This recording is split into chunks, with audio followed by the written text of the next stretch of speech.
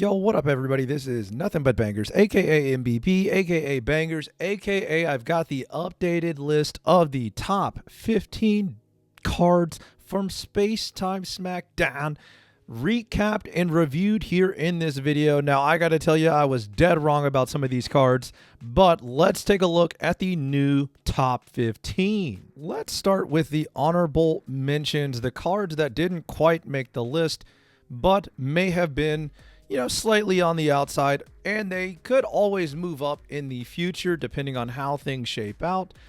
But starting with Gallade EX, this is a card that I didn't really want to pull, and I ended up with multiples of them, so I was able to play the decks that feature Gallade. And overall, it's not terrible. It's just not a card that currently can really stand up to some of the top decks in the meta. Now, every now and then it will shine. Of course, another good way to look at it is if you do evolve Gallade EX on curve and you're able to start poking for damage, it can be pretty solid. But a lot of the times outside of that, I think that there's just other better options.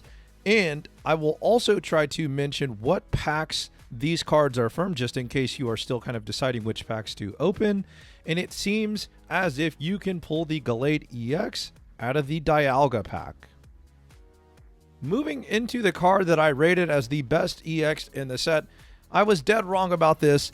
Although I will point out, we have not seen the best 20 cards for the Infernape EX list, in my opinion. We're still kind of cooking around with it. So it is an honorable mention. And who knows, in the future, maybe it ends up seeing a little bit more play as we kind of see the meta continue to take shape. But one of the reasons why I wanted to do this video as well was because the rumor is we're going to have a new set very soon, potentially by the end of February or at the beginning of March. So this is kind of the last few weeks of this metagame, as we may see a bunch of new cards or even a mini set of new cards that could potentially change things up. Infernape is really good if you can go ahead and get it out on curve and have Dawn to back it up.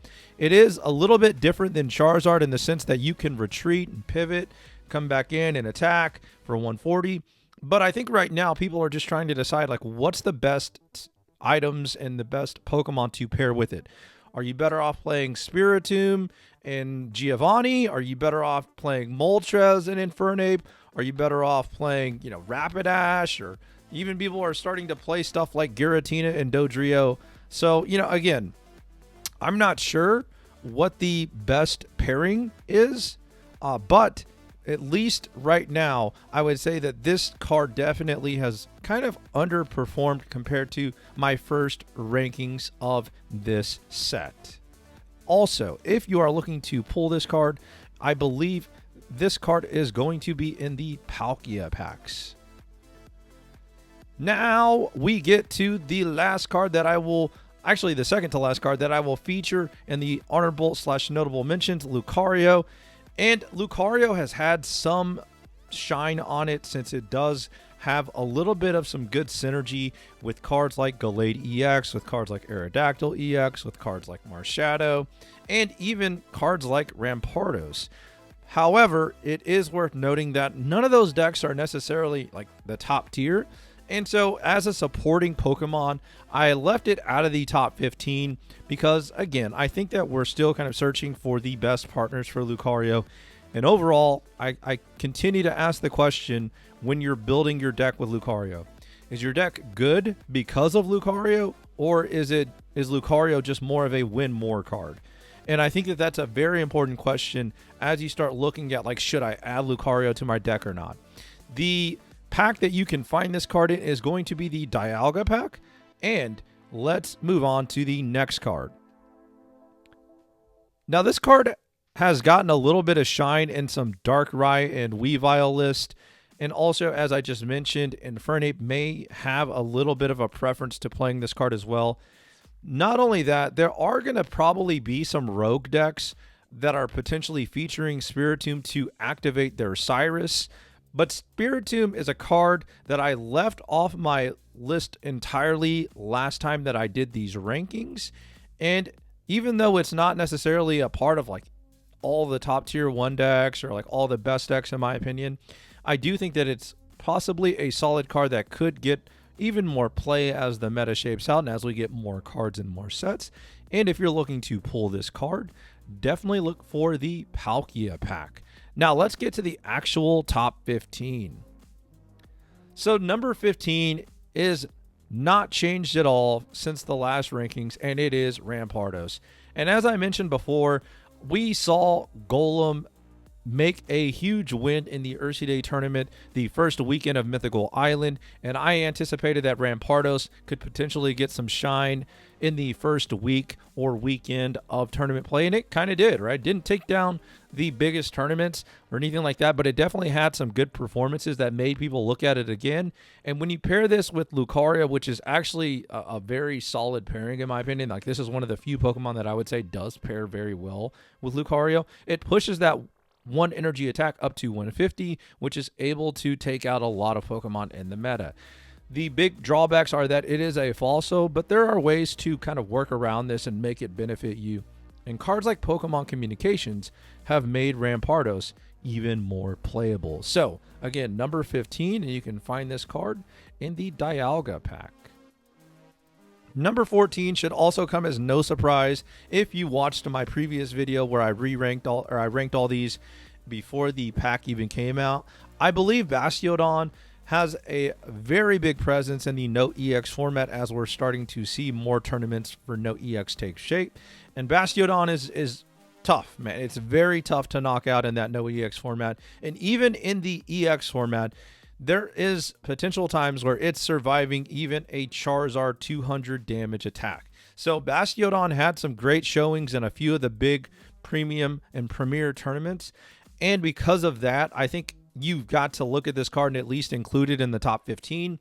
The big drawbacks are a lot like Rampardos, that it is a fossil, so it can be a little bit hard to get online. Not to mention the fact that it is a 3 energy attack for 80 damage, which can be a little bit underwhelming, but if you're flipping heads, that 80 damage should be able to get the job done. It's also worth noting that the Steel types did have some good Pokemon like Skarmory, which I'm not even going to cover in this, but Skarmory turned out to be very good as well. It could have been included in the notable mentions, but I kind of left it off, and I'm just kind of mentioning it because it has really good synergy with Bastiodon. But Bastiodon, in my opinion, very solid card, and if you're looking for this card, keep ripping those Palkia packs. Coming in at number 13, another card that I left unchanged in the rankings. Pachirisu EX has an 18 trainer deck that doesn't necessarily rely on donking your opponent with Misty, and it can start dealing 80 damage very early in the game and put a lot of pressure on a lot of decks. Not to mention the fact that you can also include Pokemon tools to either punish your opponent for damaging it or extend its HP all the way up to 140, which can survive a lot of breakpoints depending on the matchup. But Pachirisu EX, very solid addition. I've even seen some people playing 4 Pokemon decks where they're playing double Pachirisu and double Electabuzz from Mythical Island, so that way they can still snipe things. So again, I do think Pachirisu EX is a card that will continue to be explored. I'm not sure, just how good it's going to be in the long run. And obviously, the Pikachu EX that we saw in Genetic Apex is still a big player if you're looking for Pokemon in the electric types. But Pachirisu EX, very solid card, but not featured in any of the top tier decks in my opinion. And so you can find this card in the Dialga pack, but I will leave it at 13 for now. Now, coming in at number 12, this is a card that I didn't even rank last time that I made these rankings. And again, that was before we got to play any of the cards and got to see some of the synergies and so on. But looking at Yanmega EX, the typing is pretty beneficial, especially when you start looking at how successful Darkrai has been. And the big problem with this card is going to be that electric weakness, because Magnezone just eats this card up, right?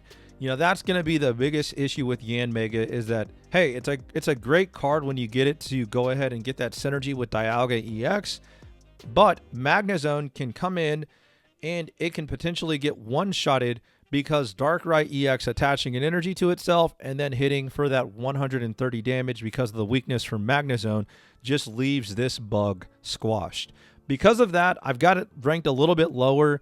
And who would have guessed that Magnezone would have the presence that it did, or that it does right now in the metagame? So because of that, and because of the fact that, hey, this is a really good card when you can get Dialga on turn 2 and, and get that energy attached, and then on your turn, or on turn 4 of the game, depending on if you win second, you can go ahead and start ramping in Mega. That's some good stuff. And honestly, if you don't answer Dialga and Yan Mega, the deck is pretty hard to stop. But the top tier decks, especially the Dark Zone deck, can just answer this very easily, and that's why I've got it sitting at number 12. Now, if you want to open this card, keep repping those Dialga packs. In synergy with that Yan Mega EX, I mentioned Dialga EX multiple times in that card review, and this Dialga EX has been slightly underwhelming in case that, you go first, it's kind of underwhelming. And that's kind of the big issue, right? If you go first, your Dialga EX is just really slow to get online. It can take some chip damage. By the time you get your first attack, that may be your only attack with Dialga EX, and now your opponent has secured 2 points, or you've had to retreat your Dialga EX. It's got damage on it, and it's a sitting target for Cyrus. So that's one of the big reasons why Dialga EX is lower on my list. And again, coming at number 10 is pretty solid, right? Or excuse me, number 11 is pretty solid. However, previously it was number 10. And so it has moved down a little bit, but even though it's moved down, it's still a solid card if you can't answer it. It's just that for the most part, the top tier decks in the metagame, that Dark Zone, right? That Greninja, Darkrai deck, they can answer this card pretty well. And so that's kind of one of the big reasons why I don't have it higher. But if you wanted to keep pulling this card or take your chances at pulling this card, Dialga packs will have this card included. But remember that you can pull Crown Rares of Dialga or Palkia from any of these Space-Time Smackdown packs, Palkia or Dialga. So keep that in mind if you're searching for this card. Coming in at number 10. Now, this has been a big drop from my original rating. Previously, I had it at number 4 because, honestly, I thought that the card was going to be a lot more impactful, but looking at some of the top performing decks, there's just not a lot of Dawn. The one thing that I would say, though, is that Dialga EX definitely uses Dawn and has shown that it's got a great use case. There's even some Pikachu EX decks that are still hanging around that are using Dawn, and Infernape still uses Dawn. But when I take a look at Dawn, it's just like not in a lot of the top decks. Now, there is Weavile EX and Darkrai EX where you can put Dawn in there, and it's got that cool combo for potentially 90 damage very early in the game. But when I start looking at this card, it's pretty situational. There's a lot of other good supporters as well, like Cyrus in this set, that I would put way above Dawn. And honestly, in the top decks, you're just not really seeing a lot of Dawn, so I have to move it down. In the future, I could see Dawn having some more play. It also has seen some play in some of the water decks featuring Palkia EX, so there's that. But again, a lot of those decks are probably in my second tier from the highest, and so that's why I've got this as a little bit slid down from my original rankings, and still very good. To be the 10th best card in the entire set is pretty dang solid. If you want to pull this card, look for it in the Dialga pack. Now, 9 is going to be Manaphy, and previously I didn't even have it ranked. And part of the reason I didn't have it ranked is I thought that it would have a hard time really just like staying on the board and doing anything meaningful. But we started to see some really cool synergy with Manaphy, Dawn, Vaporeon, Palkia EX, and even Articuno EX has had its little bit of time to shine as well. But I do think Manaphy is one of the better cards in the set simply because it does belong in one of the better decks, Palkia, and, it's got a little bit of good synergy there. Now, could you make the argument that Dawn should be higher than Manaphy? Sure, but again, I think that Manaphy is kind of the main reason why Palkia decks really work. and because of that, I had to put it a little bit higher than Dawn, and that's why I've got it at this 9th spot. The full art looks fantastic, and the effect can benefit a lot of different Pokemon, not just Palkia and obviously Eevee evolving into Vaporeon and Articuno. There's even some niche moments where maybe in the no EX format, it's able to ramp some of those water Pokemon, or maybe even the occasional Dragonite Cope user as well. So if you're looking for this card, check out the Palkia pack. Coming in at number 8, and it should make sense, arguably one of the main engines in the deck that water is being featured in is going to be Palkia EX. Palkia EX, that 1 energy attack for 30, does a nice amount of pressure, and that 150 HP is pretty solid. Then you've got that big boss attack for 150 that does 20 to each of your opponent's bench Pokemon. And although you have to discard 3 energy, if you've been able to ramp a couple turns with Manaphy, you can get consecutive attacks when you combo this with Dawn or Vaporeon. This deck is very strong if you can't answer it, and I do believe it's stronger than even the Dialga and Mega decks, just because the damage cap is a little bit higher, and it's going to be able to go ahead and ramp maybe a turn sooner depending on if it goes second, compared to a Dialga deck, which is going to, no matter what, take 2 turns to get energies on it, so that way it can start ramping. So again, Palkia EX, pretty powerful. I don't know that, in the future whether or not this gets better or worse, but as of right now, I've got this card ranked at number 8, and previously it was number 9, so it did move up a little bit. And if you're looking for this card, again, similar to Dialga, you can pull the Crown Rare Palkia in either the Dialga pack or the Palkia pack. But if you want to increase your chances, strictly opening the Palkia pack should be able to help you find that Palkia EX. Now, Weavile is a card that originally I had ranked at number 7, and here it is, still sitting at number 7. So this card kind of stayed the same. It's got pretty good synergy with Darkrai EX, being able to put damage counters, and then obviously that turn 2 combo, your turn 2, where you're able to attach an energy and then evolve Weavile, and then Dawn that energy that you just attached to your Darkrai, all the way up to your active Weavile EX, and then hit for 70 damage. A total of 90 is very powerful. Also, Weavile EX, I've seen some decks just strictly focusing on the Weavile EX line and only 2 Darkrai EX, nothing else, and then the rest items and supporters to help get that deck into a more consistent, more fine-tuned version of that deck. However, I would point out that if you're going to play Darkrai, I would rather just play Magnezone, in my opinion. But Weavile EX and Darkrai EX actually, ironically, has a pretty good matchup into that Greninja Darkrai deck. So, again, it's kind of like a weird give and take situation.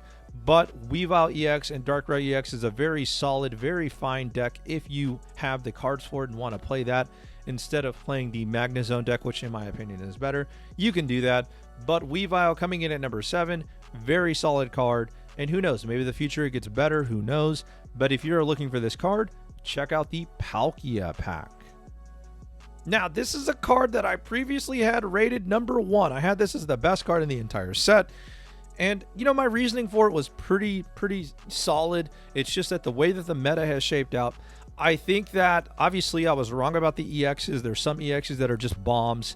Obviously, everybody was pretty much wrong about Magnezone and the impact that it would make. And then if you compare this to Giant Cape, I think Giant Cape is slightly more played in the top decks. So because of those reasons, I moved Rocky Helmet down, and it is occupying the number 6 spot, which is a pretty big drop. But Rocky Helmet is still really solid, and in a lot of decks it's got a home, right? You have probably seen the Executor EX and Serebii decks where they're playing like 2 Execute, 2 Executor EX, and 1 Serebii EX, and basically their whole job is to make you take down the raid boss Executor EX. And cards like Rocky Helmet pair really well with Executor EX because it's damaging you when it attacks, and it's damaging you when you attack it, and then they just use Erica and potions to heal it back up, and you have to continue taking more chip damage. So Rocky Helmet, very solid. I've even had success with it in Dark Zone, but I would probably say Giant Cape is just as good in that deck, if not better. And so because of those reasons, I've got Rocky Helmet moved down a little bit. And again, it used to be number 1, but hey, number 6 in the entire set, pretty dang good as well. And you can find Rocky Helmet in Palkia packs. Number 5 is going to be a card that maybe this is controversial to some people. I previously had it at number 3, but what I'm seeing is Stage 2 decks are loving Pokemon Communication. There's a lot of the time there's room for at least one of them in those Stage 2 decks. The top decks, such as Dark Zone, are even featuring one copy of Pokemon Communication. And, overall, this card can help a lot of decks, but you kind of have to build your deck around it to get the maximum value out of it. And I think that's what a lot of people are learning, right? Like some people were thinking, hey, I played 12 Pokemon. I'm going to throw Pokemon Communication in there because it's going to help me find cards. But the thing is, the more Pokemon you play, it gets a little bit murky as to your odds of actually getting a Pokemon you want off of Pokemon Communication. So I think Pokemon Communication really helps those decks that are playing like Executor EX and Serebii, where they're trying to find Executor EX very early. I think it can help Stage 2 decks that are in a limited amount of Pokemon, like a Charizard, like a Dark Zone, even, those other Stage 2 decks that may pop up in the future. And I think Pokemon Communications helps them, but I think that you do have to build your deck around it. And currently, it's not like it's a necessary 2 of in the best deck in the format or top tier decks in the format, in my opinion. You could argue that, hey, Greninja and Magnezone, you definitely want to play Pokemon Communication, or Greninja and Darkrai, you definitely want to play Pokemon Communication. I definitely agree with that. But again, I did move it down. Previously number 3, now number 5. But again, still a really good card, and it could always get better in the future. Giant Cape is the card that I had number 2 overall in my original review. I've got it moved down to number 4, and Giant Cape is a great tool. It's a great card. The only reason why I've got it number 4 is there's 3 cards that are making a bigger impact, or just as big an impact. Giant Cape is fascinating because it can extend the life of your Pokemon. It can make your Pokemon a little bit harder to knock out and take them out of that one-hit KO range. Now, there's some decks where you have to decide, like, can I fit Giant Cape in? Is it better to run something like a Cyrus over a Giant Cape? And, like, that's a really tough decision. And so, again, when I take a look at this card, it is a bit of a win condition, but it's not like a direct win condition. And so that's why I've got it slightly lower than the next card on the list. And it should make sense when I go over that next card. But again, Giant Cape, very solid card. And you can find Giant Cape in the Dialga pack. By the way, if you're looking for Pokemon Communications, it's also in the Dialga pack. So the Dialga pack did have some bangers in it. Honestly, they did a great job spreading out the cards in both sets, so really you can't go wrong. Don't feel pressured to be like, oh man, I have to stick to this one pack. There's ways to wonder pick cards. There's ways to find cards that you want by crafting them as well, as long as you open up enough packs. But again, this is going to be in the Dialga pack, just as the Pokemon Communication was. Cyrus comes in at number 3. Previously, I had it at number 6. And part of the reason why I had it at number 6 is I didn't anticipate the meta becoming a lot of, Dredagon stall, which leads to Hitmonlee, Greninja, snipers in general, like Electabuzz. I didn't anticipate that happening. But because that has happened, Cyrus's value has gone way up. Not to mention the fact that Cyrus punishes decks that were previously putting damage on EX Pokemon and then pivoting them to the bench. Now that Cyrus exists, you can no longer hide your EX on the bench and flood the bench with Pokemon so Sabrina can't reach them. Cyrus is punishing those decks in a very big way and ending a lot of games, right? And even when you take a look at the top decks, you're seeing a lot of the top decks play double Cyrus, and at least one Cyrus in a lot of cases as well. Cyrus is a direct win condition in my opinion, and because of that, I've got it at number 3 on this list. Some people would argue it's the best card in the set. I would push back on that a little bit, But it's also worth noting that if your deck is not dealing big amounts of damage, like it's damage capped at 80 damage, 60 damage, something like that, then Cyrus can play a huge factor in your deck because your opponent's probably not going to leave stuff in just to get KO'd if they can help it, right? They're going to retreat it from the bench or to the bench. And so that's why cards like Cyrus get a lot of value in those kind of decks. Now, moving on to number 2, previously not ranked, not mentioned, not even thought about, is Magnezone. Now, this 140 HP Pokemon has got a nice amount of bulk. It's going to deal 110 damage, and everybody should probably be familiar with this combo by now, but the idea is that you're pairing this with Darkrai. Now, Darkrai EX, by the way. It is worth noting, by the way, that if you're pairing it with Darkrai, you're probably using the same Space-Time Smackdown Magnemite. You're not using any of the other Magnemites. You're using the Space-Time Smackdown Magnemite because it's going to have a colorless attack. And so that way, hey, if you're forced to attack with it, you can use a Dark Energy to attack with the Magnemite.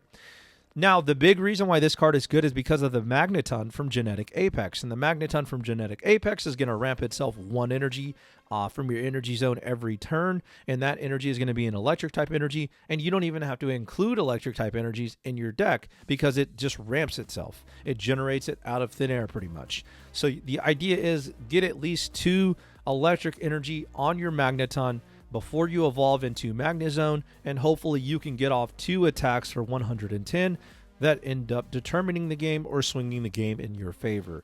The 2 retreat costs can be a little tricky, but a lot of the time you'll have the energy to do that. And then again, the 110 damage attack, it's discarding 1 energy, and it's going to be an electric type energy. This card really shines in a few decks. I've even seen people playing like that fighting toolbox alongside Magnezone EX, so they have a finisher Pokemon. But this card is just really good because of the genetic Apex Magneton.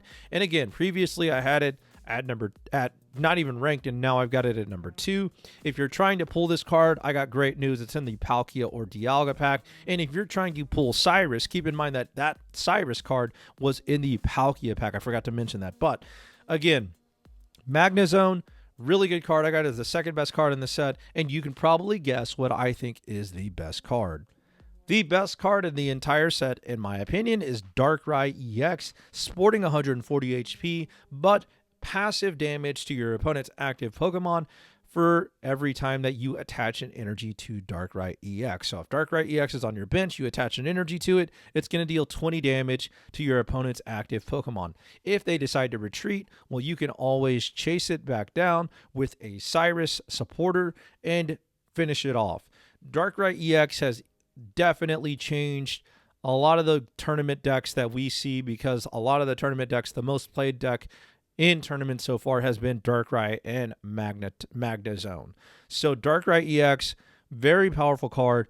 I originally had this at number 8 because I had no idea about the Magnezone technology and how that would change the way that we play this game. But Darkrai EX is not only the best EX in the set, it's the best card in the set, in my opinion.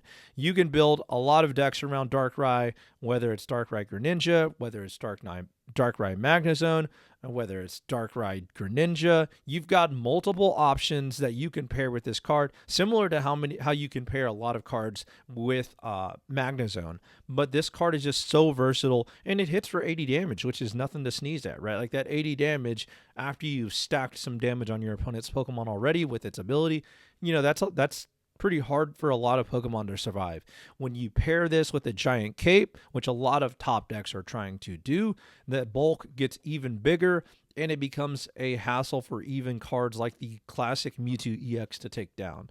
This card, very powerful. It's going to be interesting to see what the next phase is for the power creep in this game, but honestly, we may not I think Darkrai EX and Magnezone is arguably the most powerful deck that we've seen in Pokemon Pocket so far. It's straight up just dominating a lot of matchups, and it only loses to a very specific set of matchups so far. So look for people to keep cooking ways to find ways to build or beat Darkrai EX.